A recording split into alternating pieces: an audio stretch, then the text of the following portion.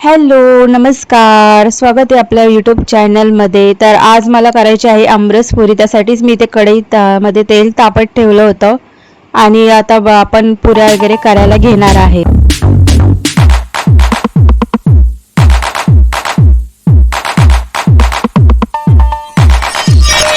तर इथे ना मला आमरस करायचं होतं. त्याच्यासाठी ना मी असे 2 आंबे ना चांगले असे कट करून घेतले होते, स्लाइस करून, आणि आता ते मिक्सरमध्ये टाकले आहेत.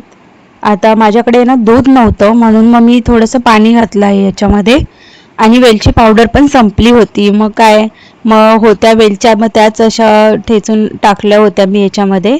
तर दूध वगैरे असलं ना आणि वेलची पावडर तर खरंच मस्त असं आमरस होतो. तर माझ्याकडे दूध पण नव्हतं आणि पावडर पण नव्हती, म्हणून मग मी जाऊ दे म्हटलं, मी एकटीच खाणार होती म्हणून मी काय दूध वगैरे आणलं नाही. सरळ आपलं पाणी वगैरे टाकलं आणि वेलच्या वगैरे चांगल्या 2-3 होत्या त्या ठेचून घेतल्या आणि त्याच्यात टाकल्या. यात थोडी ना साखर पण घालायची आहे आणि असं मिक्सरला चांगलं लावून बारीक करून घेतलं.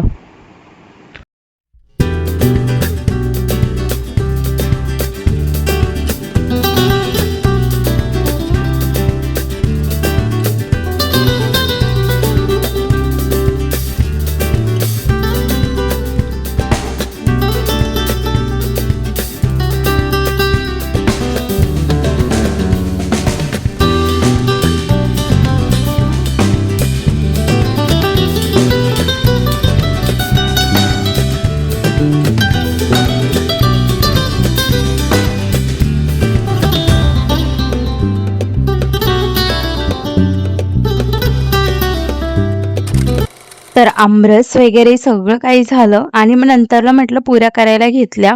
तर इथे ना मी 3 प्रकारच्याच पुऱ्या केल्या. त्याचं झालं काय, की आहे ना, आता ना मी जी करते ना ती मला तेलाची करणार होती.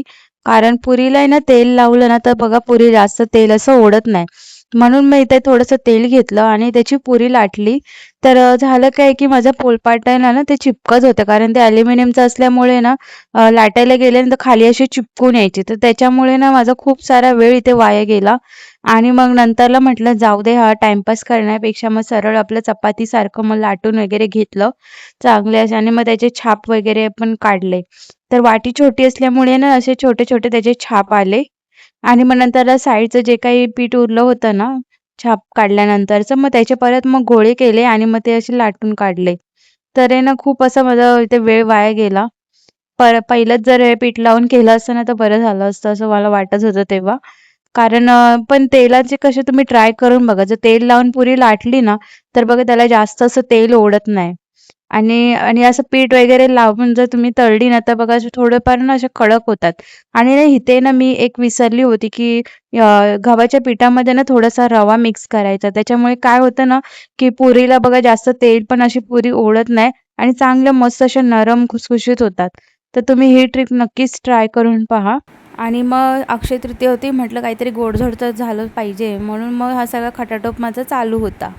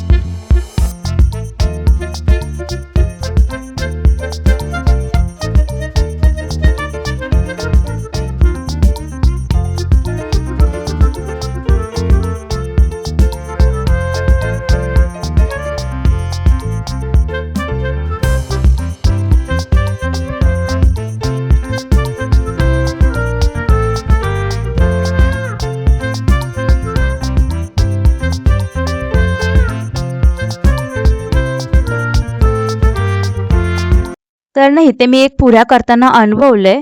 ज्या पुऱ्यांना मी तेल लावलं होतं ना, त्या पुऱ्या बघा जास्त तेल अशा ओढून घेत नव्हत्या आणि ज्यांना मी तेल लावलं म्हणजे तेल लावून लाटल्या नव्हत्या ना, पीठ लावलं होतं ना, तर त्या बघा अशा थोड्याशा कडक झाल्या आणि ना अशा त्यांना ना जास्त तेल असं ओढून घेत होत्या.